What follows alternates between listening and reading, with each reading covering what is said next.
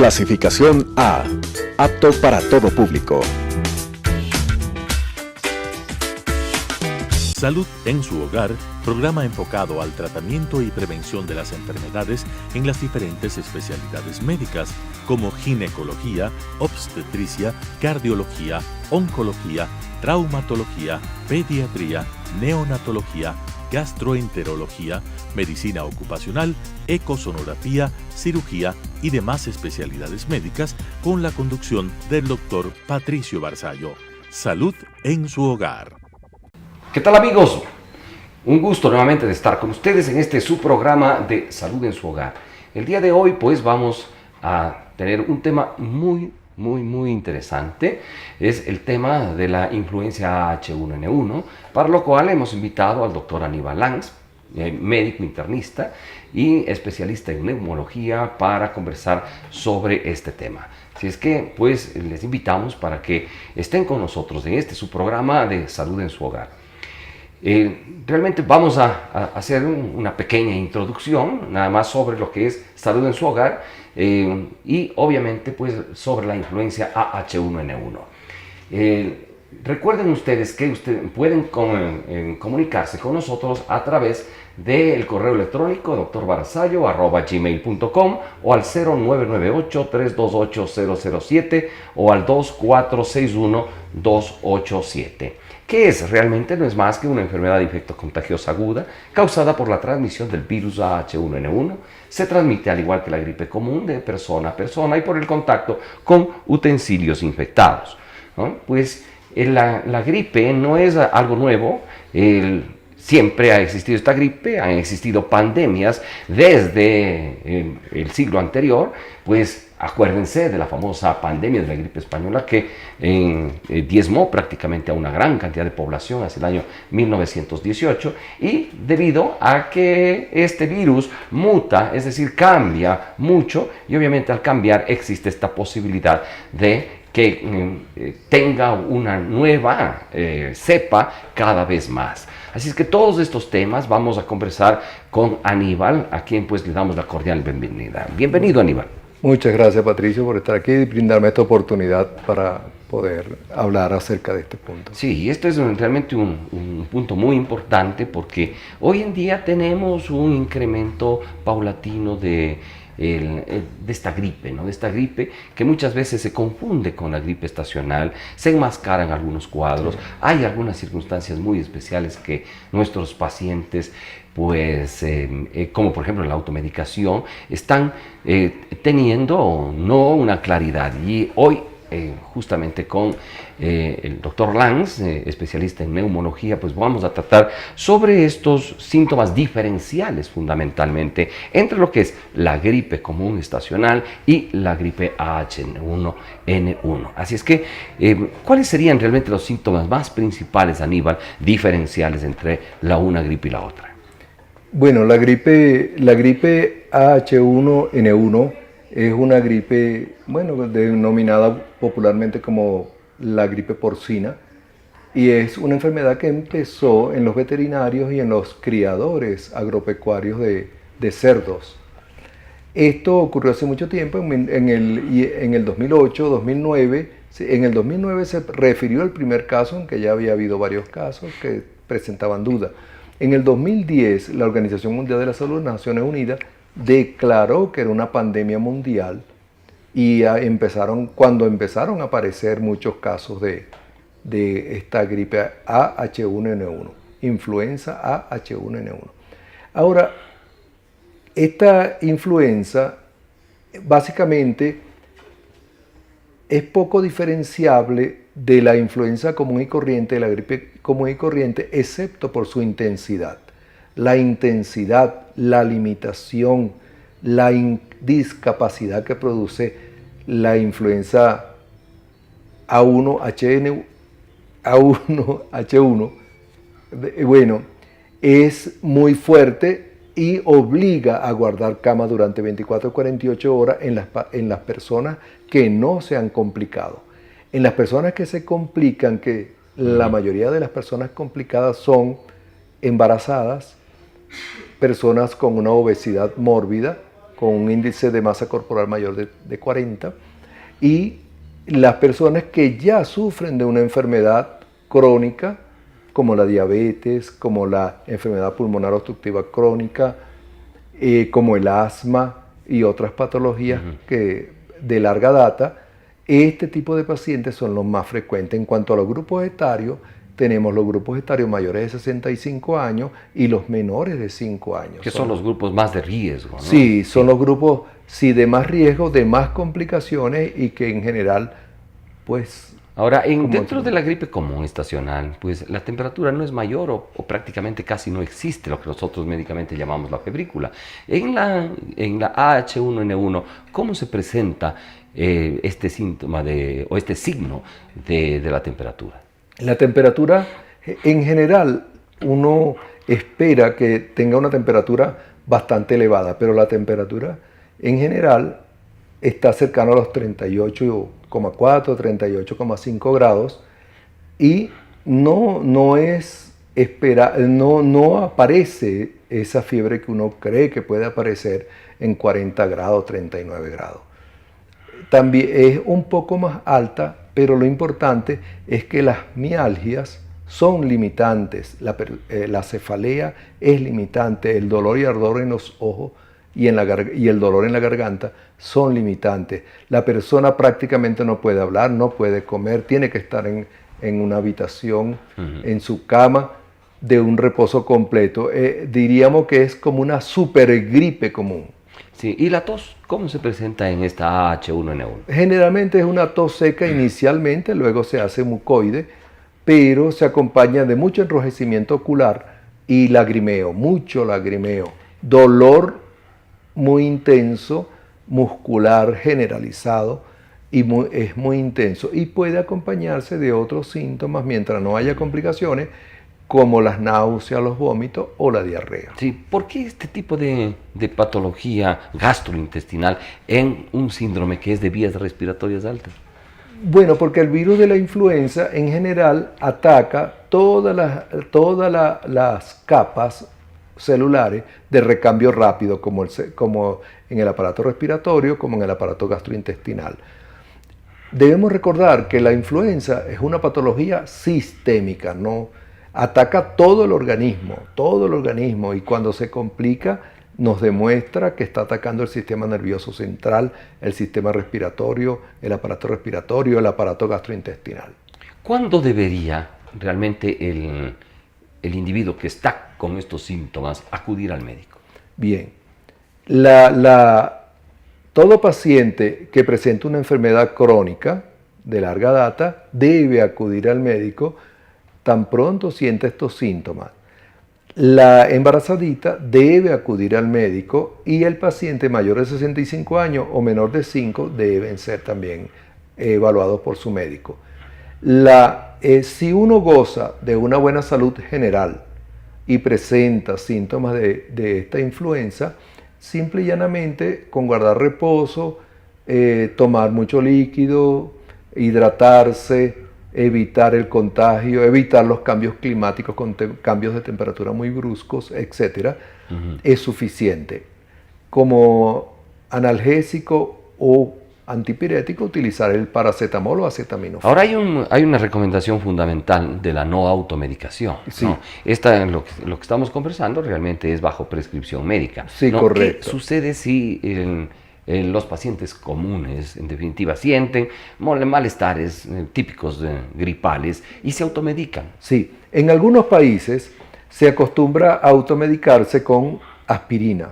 Los pacientes que están con estos síntomas gripales, síntomas de influenza o con fiebre, toman aspirina. La aspirina es un medicamento contraindicado en estas patologías, porque son patologías que pueden complicarse muy rápidamente.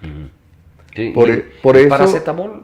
Paracetamol no presenta tanto problema, excepto que se administre con dosis muy alta o muy cercanos en su horario. Que pueda realmente disminuir básicamente la temperatura, ¿no? Sí, que pueda enmascarar el cuadro. Porque muchas veces a nosotros nos llegan pacientes, ¿no?, que ya han tomado 1 gramo de paracetamol Sí. hace 1 o 2 horas y obviamente el momento en que hacemos la evaluación, la preconsulta, encontramos con una temperatura 37, 37, Claro, 2, normal. e induce Sí. a un equívoco, ¿no?, a un Sí. diagnóstico Sí. realmente errado.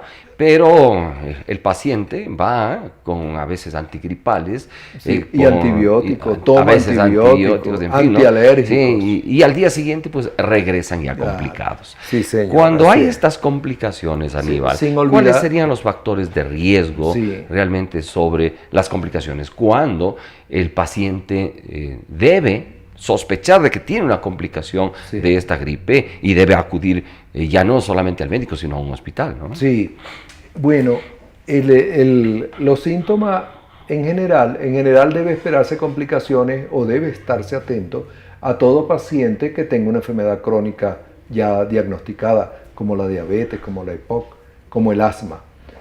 Ahora, la persistencia de los síntomas, normalmente, habitualmente, estos son síntomas que deben durar más o menos 48 horas y ya a las 72ª hora, es decir, al tercer día, ya el paciente debe estar mucho mejor.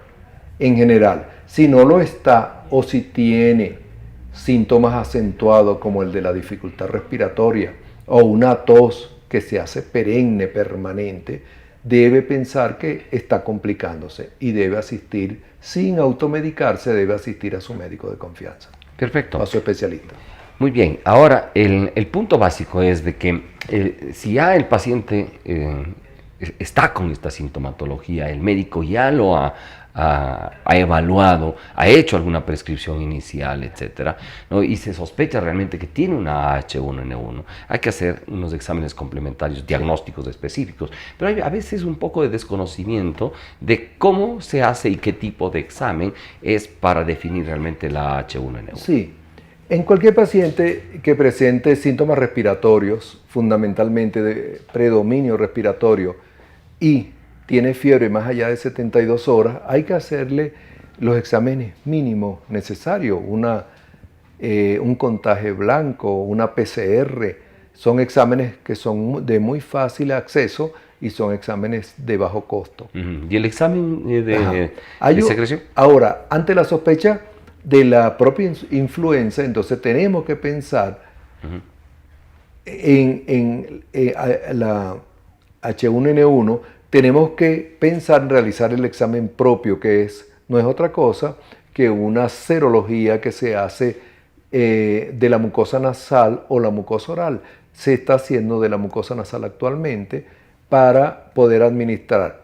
El único problema con estos exámenes es que pueden tardar 24, 48 horas en su resultado, quizás un poquito más cuando es fin de semana, y nos obligaría a esperar para retardar un poco el medicamento. El tratamiento, ¿no? Sí, que sí. El medicamento es muy efectivo, muy rápido y garantiza, pues, que no hay una garantía del 100%, pero ayuda muchísimo a que no haya complicaciones mayores. Claro, mientras más tempranamente sea el tratamiento, pues mucho mejor. Mientras bien, más distinguidos precoz, amigos, perfecto. vamos a hacer una pequeña pausa comercial y regresamos con más sobre algunos puntos interesantes de la gripe AH1N1 o conocida como influencia AH1N1. Así es que no se vayan, volvemos enseguida. Salud en su hogar.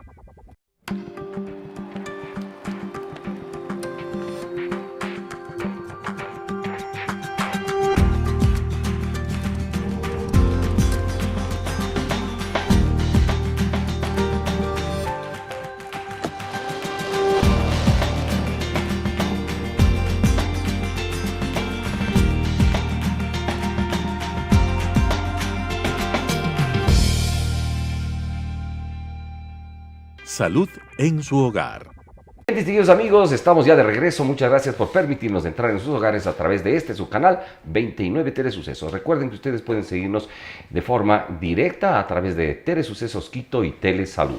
Así como también pueden contactarse con nosotros a través del correo electrónico drbarzallo@gmail.com y el teléfono celular 0998-328-0007 o el 2461-287. Síganos en vivo a través de Telesucesos Quito.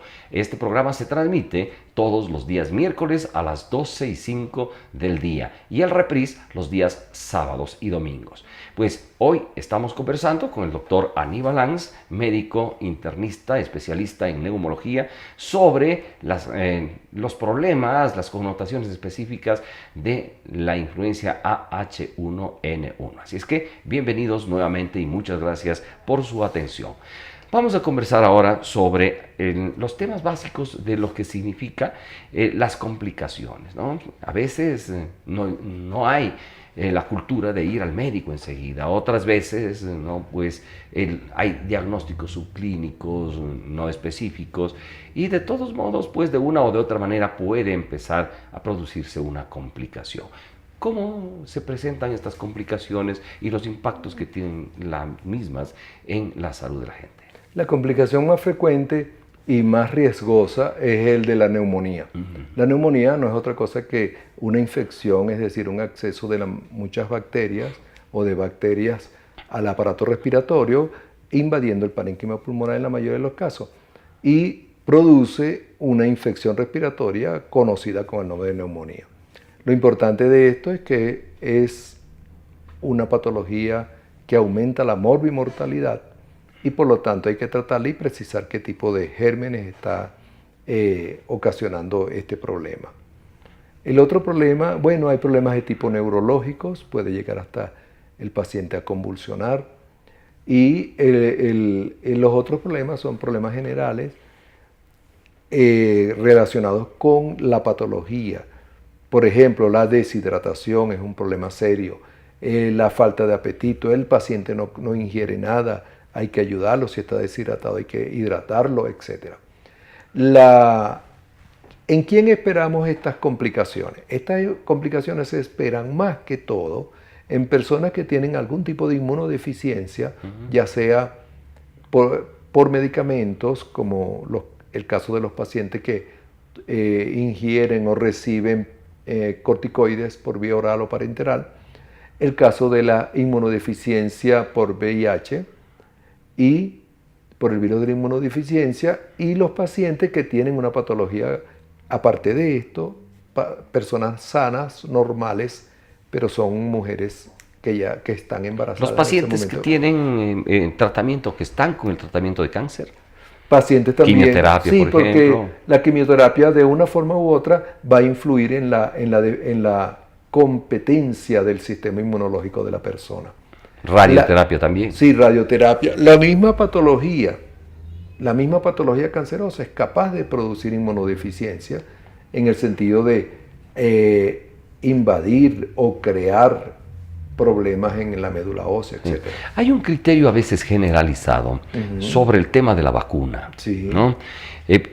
Antes de emitir un criterio que es realmente muy popular, de que las vacunas a veces se administran y la gente se enferma, ¿no? Sí.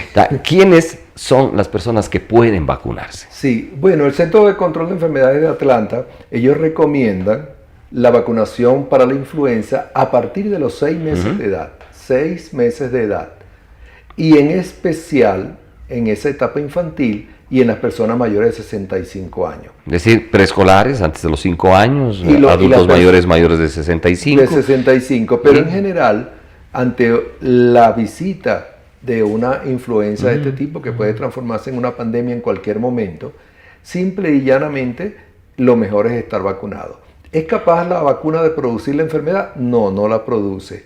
Las vacunas producen como efecto colateral unos síntomas de un resfriado leve, nada más, porque esos son, simple y llanamente, no son virus atenuados ni son virus vivos. Entonces, de tal manera que no son capaces de producir enfermedad. Ahora, dime. Sí, si es que hay una infección, ¿no? ¿Qué sucede si las personas se vacunan portando una infección?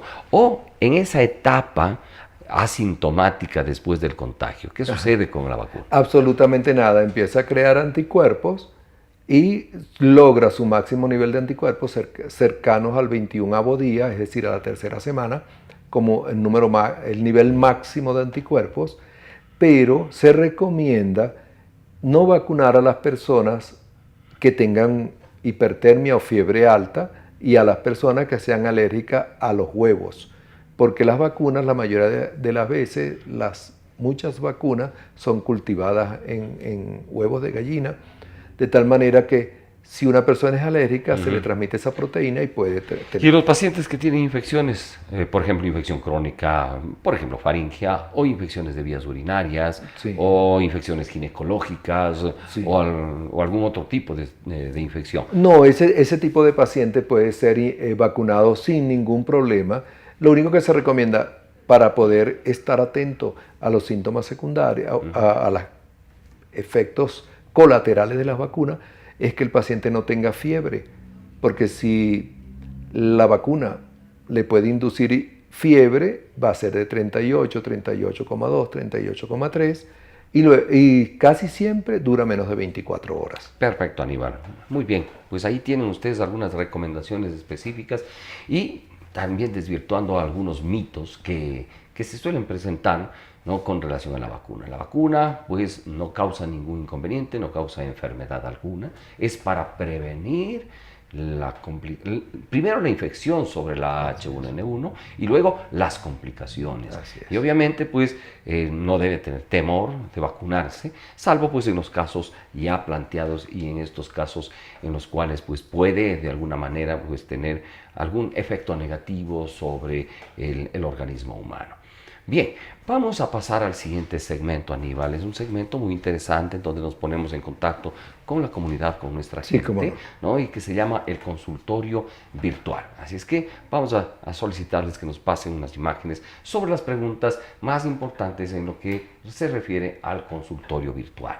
Bien, ¿qué personas se pueden vacunar? Ya lo hemos dicho, así es que vamos a pasar a la siguiente pregunta. Pues Sí. ustedes ya saben quiénes se pueden vacunar. Con que cumplan 6 meses, pues en adelante pueden estar vacunándose. Los grupos prioritarios, personal de salud. No nos Claro. olvidemos específicamente, ¿no? Sí, el personal de salud, los veterinarios que atienden cerdos y los productores agropecuarios y su personal que crían cerdos. Perfecto. Entonces, vamos con la siguiente pregunta. Dice, ¿qué pasa con la automedicación? De alguna manera también hemos contestado ya esta pregunta, ¿verdad?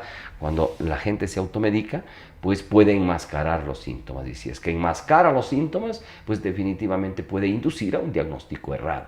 Y esto sí es complicado, Sí. ¿no? Porque ¿qué tiempo desde que hay la infección, Aníbal, pues hay esta etapa de latencia hasta que se presenten los primeros síntomas? Sí, es variable, pero en general es cercano a 3 días. Entre 3 a 4 días es el periodo de latencia, debe empezar a aparecer los síntomas. Sí. Ahora, con respecto a la automedicación, a veces uno observa con cierta preocupación el uso de antibióticos, incluso automedicados. Claro. Claro que En sí. una patología que no van a hacer nada. ¿Cuándo debe usarse antibiótico? Cuando su médico tratante diagnostique un proceso infeccioso respiratorio agregado a esa influenza, se puede usar antibióticos. Sí, esto es muy importante realmente de saber, porque a veces llegan los pacientes y dicen, póngame una inyección de penicilina, Sí, y no, con eso ya. No, claro. pues realmente no es así. No, no es bueno. Los antibióticos no tienen ninguna acción sobre los virus, ¿no? Además, el virus, ante cualquier agresión, lo que hace es muta, cambia. Claro. ¿No? Cambia y entonces... Él se modifica. No pasa absolutamente nada. Entonces, no crean que hay una inyección salvadora para este proceso de la influenza, porque además es un problema cíclico. Sí. Incluso si es que no se utiliza medicación en una gripe normal, pues es autolimitada. No pasa nada, ¿no? sí. Es autolimitada. En 7 a 10 días, pues usted Es más, estará sano, el ¿verdad? 80% de las H1N1 son autolimitadas. Si uno goza de buena salud, quédese en casita tranquilo, reposando, tomando líquidos y tomando su antipirético si tiene fiebre alta, si no, no. Perfecto. Vamos con la siguiente pregunta. Dice, ¿se puede vacunar después de haber tenido gripe? Sí, ¿Sí? sí se puede vacunar después de haber tenido gripe, porque esto va a crear una especie de protección, de barrera de protección contra otras influencias y contra otras patologías, no nada más viéndolo como persona, sino viéndolo como grupo social. Un grupo social está protegido, vamos a poner un ejemplo, los estudiantes de una universidad están protegidos de tal manera que es muy poco probable que se enfermen de alguna epidemia que venga de influenza. Perfecto. ¿Cuántos días debe pasar después de una gripe para que pueda vacunarse? Bueno, puede pasar pocos días, no pasa absolutamente nada, con tal que no tenga temperatura alta para no confundir los síntomas. Eso es o los signos, eso es importante. Pero en general se le recomienda al paciente que espere, podemos decir, una cifra cualquiera, preventiva, de que el paciente esté totalmente recuperado para que pueda promedio salir. de unos 10 días. 10 días, ¿no? 8 hasta o 10 días. Que pase realmente toda la sintomatología. Sí, y ¿no? que ya no tenga dolores musculares, Claro. el paciente puede ponerse su vacuna sin ningún Claro, problema. porque ahora estamos viendo que hay un aumento de los días en el proceso de recuperación. Sí. Antes prácticamente estábamos 7, 10 días bien, Sí, ¿no? Pero ahora hay ¿cómo no? como 15, como 20 días, entonces Sí. los pacientes todavía tienen Pero, algo de sintomatología. Hay ¿no? que crear como una especie de barrera. Sí, en un sitio de multitudes, de concentración, hay, vamos a suponer, una cifra cualquiera, 100 personas, pero de estas 100 personas, 80 o 90 están vacunadas, ¿cómo se contagia una influenza? Claro que sí. No, es Sí. imposible. Y realmente aquí en nuestra ciudad, Claro. ¿no? Pues hay grandes posibilidades y aumentos de factores de riesgo. Sí, cómo no, sí. El transporte público, Sí. las áreas cerradas, Cómo no. los colegios, las escuelas, Claro. etcétera. ¿Alguna Los recomendación cines, hay muchos especial cines. final para el control de la AH1N1, Aníbal? Bueno, en general, cualquier persona que sospeche que pueda tener esta influenza, pero la H1N1, pero esta persona goza de buena salud, lo mejor es permanecer en casa 24 a 48 horas, si es posible en su cuarto, un solo miembro de la familia cuidándolo, atendiéndolo. Correcto. Y esta persona, hay una medida que ayuda muchísimo, que es muy sencilla: lavarse las manos cada momento, y cuando se vaya a estornudar o a toser, hacerlo sobre el pliegue anterior del codo, o pliegue interno, o anterior del codo, o en un pañuelo, tratando de evitar la contaminación por diseminación de las gotas. Bien, y no está por demás, pues entonces todas estas recomendaciones, el lavado de las manos, la utilización de gel con alcohol. Recuerden que el virus vive dentro del organismo. Cuando sale, tiene pues una vida muy limitada. Se estima que 8 o 10 horas después de que sale del organismo, pues el virus deja de existir. Y entonces pues todos realmente podemos prevenir el contagio.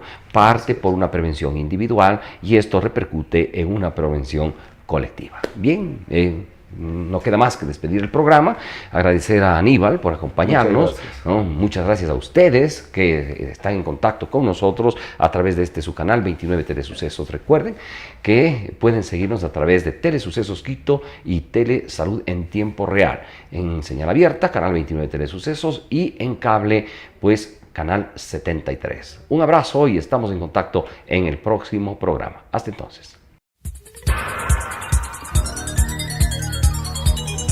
Las opiniones vertidas en este espacio por la producción y dirección del programa son de exclusiva responsabilidad de sus autores y de quienes intervienen en ellos.